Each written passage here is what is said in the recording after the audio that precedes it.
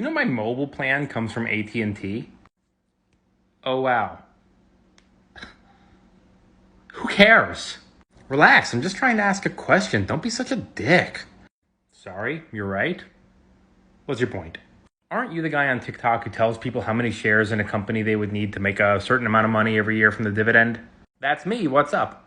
Right, so my question is, how many shares of AT&T would you need to make a certain amount of money every year from the dividend? Yeah, how many shares would I need? How much do you want to make? Let's just say that I would like to make $20,000 a year from my dividend in AT&T. Well, AT&T will give you $1.11 per year or 28 cents per quarter, which is around 6%. So you would need, hold on, I failed math in high school. 20,000 divided by 1.11 is...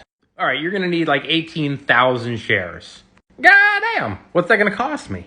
Well, 18,000 times 1866 is going to run you around $335,000. Now, this was really helpful. You should make more of these. Sure, just hit the follow.